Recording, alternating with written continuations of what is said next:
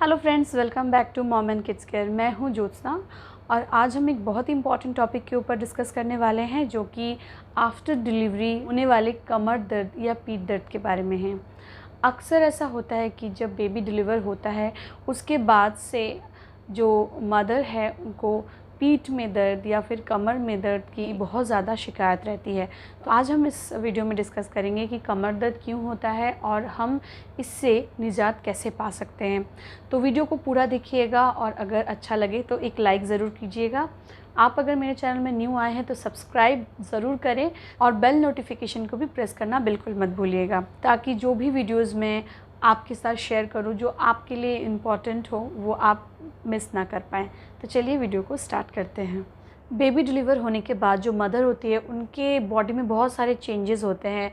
इसके साथ साथ ही जो बैठने का तरीका, खाने का तरीका या फिर सोने का तरीका, सारी चीज़ों में बहुत ज़्यादा चेंजेस आ जाती हैं। हम समझते हैं कि जब बेबी डिलीवर हुआ उसके बाद जो 6 महीने तक एक कमर में दर्द या जो भी बॉडी में पेन होता है वो नॉर्मल है और 6 महीने के बाद वो ठीक हो जाता है।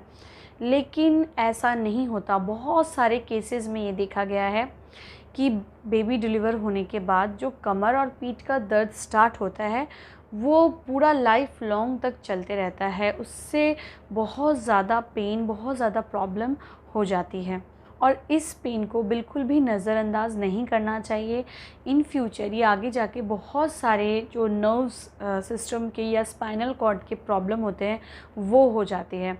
क्या होता है कि जैसे आप उस पेन को इग्नोर कर रहे हो तो धीरे धीरे वो पेन और ज़्यादा बढ़ेगा। उसके बाद आपका जो स्पाइनल कॉर्ड है, आपका जो नर्वस सिस्टम है वो ब्रेक डाउन हो सकता है।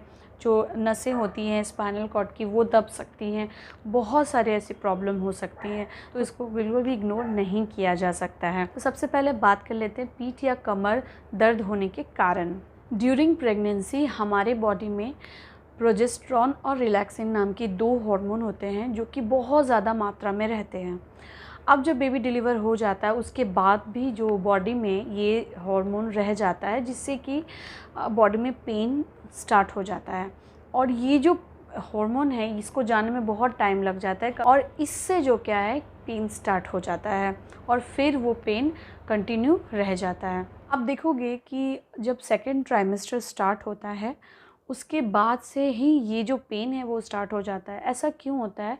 क्योंकि जो जैसे जैसे बेबी बम आगे की तरफ निकलता है वैसे वैसे ही स्पाइनल कॉर्ड पर दबाव पड़ता है जिससे कि स्पाइनल कॉर्ड के निचले हिस्से में पेन स्टार्ट हो जाती है और वो पेन कंटिन्यू रह जाता है। उसके बाद वेट जो पुट ऑन होता है उससे भी बहुत ज़्यादा प्रेशर पड़ता है कमर पर, या जो पीठ का निचला हिस्सा है उस पर बहुत ज़्यादा प्रेशर पड़ता है, इससे भी पेन स्टार्ट हो जाता है। या फिर आप देखोगे कि जैसे जैसे यूट्रस बड़ा होता है, बेबी बम बड़ा होता है, यूट्रस का जो भार है वो सीधा का सीधा जो निचले हिस्से के, कमर के निचले के हिस्से में ही पड़ता है। इससे भी जो है पेन तब से स्टार्ट हो जाता है। आफ्टर डिलीवरी मदर्स जो स्लीपलेस नाइट होती है वो भी बहुत ज़्यादा है इस पेन को बढ़ाने में। क्या होता है कि बेबी रात रात भर नहीं सोता है तो हम क्या करते हैं, बेबी को गोद में लेके बैठे रहते हैं या फिर जब बेबी को हम फीड कराते हैं तो हम बेबी को गोद में लेते हैं। तो जब हम बेबी को फीड कराते हैं तो हम ये नहीं देख पाते हैं कि हम किस तरह से बैठे हैं, हमारा बॉडी का पोस्चर क्या होना चाहिए। और अगर थोड़ा सा भी हमारा स्पाइनल कॉर्ड झुकाव की तरफ हो गया तो वो पेन स्टार्ट हो जाता है। तो हमें बहुत ज़्यादा गौर करना होगा इन सारी चीज़ों को कि जब भी हम बेबी को फीड करा रहे हों तो हमारा जो बॉडी का पोस्चर है वो कैसा है। फिर जो हेवी लिफ्टिंग है उससे भी होता है, क्योंकि डिलीवर होने के बाद हम आज जो मदर का बॉडी है वो बहुत ज़्यादा वीक रहता है और उसकी बॉडी की जो भी नर्व्स है बहुत ज़्यादा ढीली रहती हैं, बहुत ज़्यादा वीक रहती हैं। तो उस टाइम अगर आप हेवी लिफ्टिंग कर रहे हो, हेवी एक्सरसाइज कर रहे हो, बेबी को बिल्कुल झुक झुक के उठा रहे हो, तो उससे क्या होगा कि कमर बेंड होगा और पेन स्टार्ट होगा, क्योंकि नर्व जो है दब जाएगा और पेन स्टार्ट हो जाएगा। ये सारे रीज़न्स हैं कमर दर्द और पीठ दर्द के। नॉर्मली डॉक्टर्स बोलते हैं कि बेबी डिलीवर होने के बाद 6 महीने या मैक्सिमम साल भर तक ये पेन रहता है, उसके बाद ठीक हो जाता है। लेकिन सी सेक्शन वाले केसेस में देखा गया है कि ये जो पेन है ये लाइफ लॉन्ग तक चला जाता है।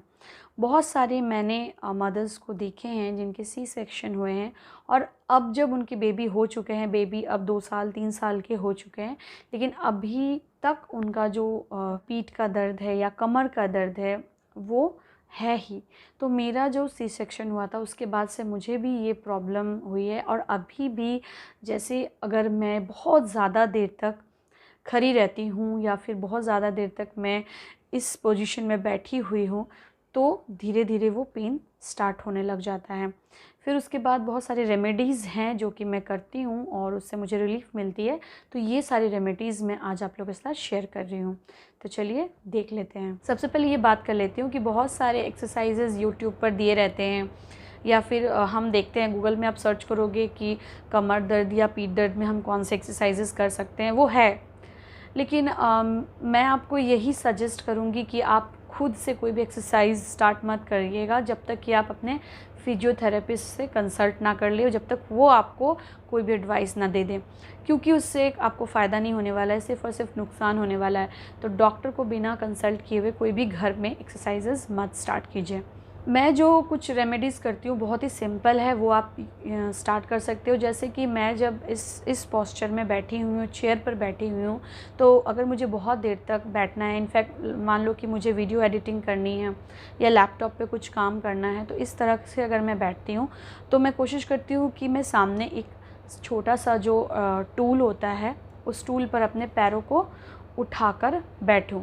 इससे क्या होगा कि आप अगर अपने लेग को थोड़ा सा उठाकर बैठते हो तो आपका जो पीठ का जो दर्द है वो नहीं होगा, क्योंकि आपका जो लेग है वो थोड़ा सा अपवर्ड पोजीशन में रहेगा। जब भी आप चेयर पर बैठ रहे हो तो मेक श्योर कि आप पीठ पर एक कुशन या फिर एक छोटा सा पिलो वगैरह रख कर उस पर ही बैठो। उससे क्या होगा कि आपको जो पेन है वो ज़्यादा नहीं परेशान करेगा।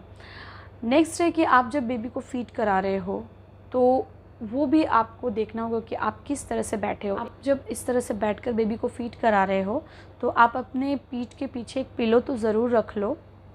उसके बाद बेबी को जब होल्ड कर रहे हो तो आप अपने जो लैप है उस पर भी, अपने गोद में भी एक पिलो रखो। उसके बाद आप बेबी को उसके ऊपर रखो ताकि जो है आपको झुकना ना पड़े, बेंड ना होना पड़े, आपका जो कमर है वो स्ट्रेट रहे और आप बेबी को फीड कराओ। और एक बात ये है कि बेबी को फीड कराते वक्त आप, जैसे कि हम बेबी को जब फीड कराते हैं तो हम एक तरफ इस तरह झुक जाते हैं, तो वो झुकना नहीं है। आप अपने बॉडी को मत झुकाए, आप अपने हाथ, जो आपका हैंड है उसी को इस तरह से पोजीशन करें ताकि आपको पीठ से इस तरह का झुकना ना पड़े।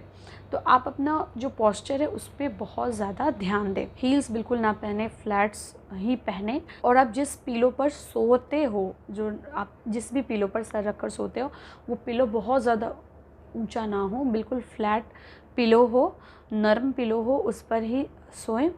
मालिश कर सकते हैं, बहुत फ़ायदा है। आप ऑयल लीजिए, और अगर आप कि कोई आप किसी से मालिश करवाते हो तो बहुत अच्छी बात है। अगर आपके पास कोई नहीं भी है तो आप खुद से ऑयल लो। ऑयल अगर थोड़ा गुनगुना हो तो ज़्यादा अच्छा है, और उसको जहाँ पर दर्द हो रहा है उसको मोशन में थोड़ा सा मालिश करो, जिससे कि आपको फ़ायदा मिलेगा। आप जब बाथ लो तो थोड़ा सा गुनगुना पानी से बाथ लो, उससे आपको फ़ायदा मिल सकता है। ठंडा या गर्म कंप्रेस जो आता है, जो हम गरम सेंक लेते हैं जो पीठ पर, वो आप ले सकते हो, ठंडा या फिर गरम सेंक। उससे बहुत ज़्यादा पेन में रिलीफ़ मिलता है। मैं तो अक्सर ये करती हूँ, मुझे जब भी पेन होता है तो जब मैं सोने जाती हूँ तो मैं वो कंप्रेस जो गरम वाला होता है वो बिल्कुल हल्का गर्म, बहुत ज़्यादा हीट नहीं करती हूँ, हल्का गर्म करके उसको कमर में लेके सो जाती हूँ। बहुत ज़्यादा फ़ायदा मिलता है। अचानक से नीचे झुककर कोई सामान ना उठाएं, अपने बेबी को ना उठाएं।